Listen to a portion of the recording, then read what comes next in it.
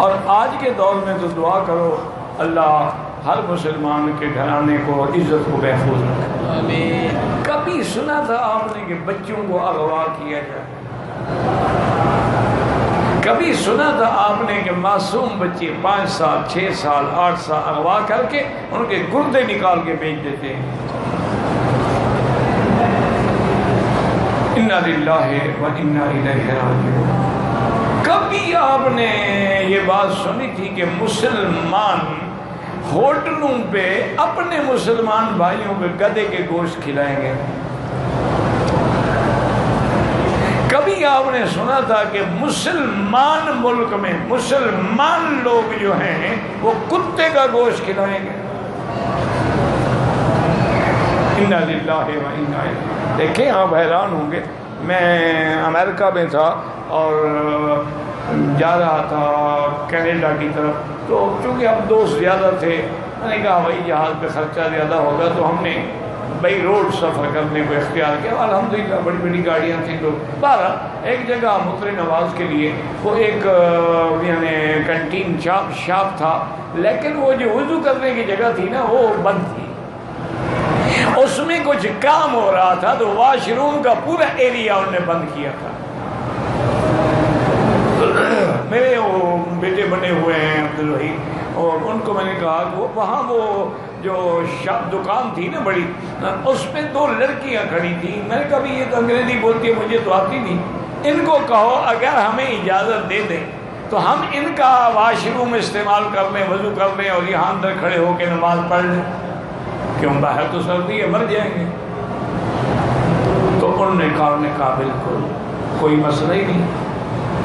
وہ ایک لڑکی پہلے واش روم میں داخل ہوئی، اس نے سارا واش روم دھویا، صاف کیا، کلین کیا. پھر مجھے کہا پلیز کم آن، اب آپ آئیں. تو میں نے استعمال کیا، وضو کیا.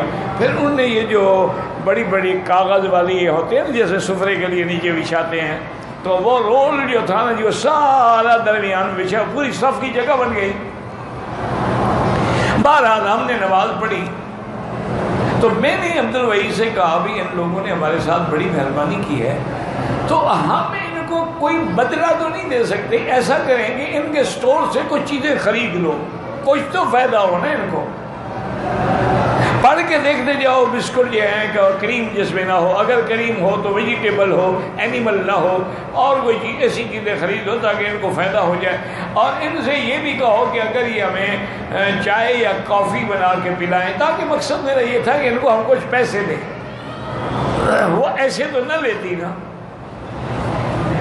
تو اس لڑکی نے کہا کہ آپ میرے ہاتھوں کے بنی ہوئی نہ کافی پئیں نہ اور کوئی. میں نے کہا میں خنزیر کو بھی ہاتھ لگاتی ہوں، اور ان برتنوں میں جہاں کافی بنا رہے ہیں اس میں ہم وائن بھی شراب بھی ڈال دیتے ہیں تڑکا لگانے کے لیے، تو آپ نہ پئیں تو اچھی بات ہے. وہ کافر لڑکی، اس کو احساس ہے کہ ہم پلید ہیں، میں ان کو پلید چیز کیوں دوں.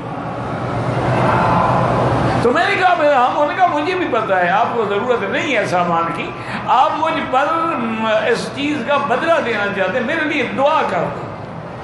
میں نے کہا آپ کے لیے کیا دعا کروں؟ انہوں نے کہا جو آپ کو اچھی لگے. میں نے کہا مجھے تو یہی اچھی لگے گی کہ تم مسلمان ہو جاؤ اور جہنم سے بچ جاؤ. مجھے تو یہ دعا اچھی لگے گی کہ اتنی خوبصورت لڑکی، اتنی ماشاءاللہ اسمارٹ قسم کی لڑکی ہو، تو تم اگر جہنم میں جلو گی تو میں تو دکھ ہوگا نا. اور کوئی تم یہی دعا کرو اللہ مجھے مسلمان کر دو. اگر سمجھتے ہو کہ میری بہتری اسی میں ہے تو میری یہی دعا کرو.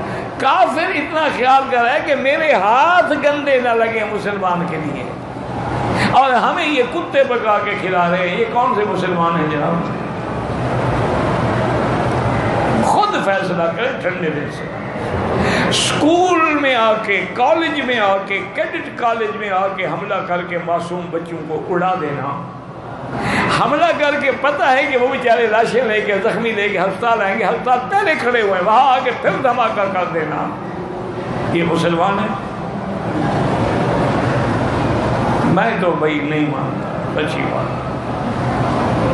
مسلمان کبھی ظالم نہیں ہو سکتا. ہاں ذاتی جھگڑے ہوتے ہیں، برادریوں میں جھگڑے ہوتے ہیں، قتل بھی ہو جاتے ہیں، زمینوں کے لیے بھی قتل ہو جاتے ہیں، رشتے کے لیے بھی قتل، لیکن یہ تو نہیں ہے کہ جن کو تم جانتے بھی نہیں ہو. اتنا بڑا ظلم، اتنا بڑا قہر.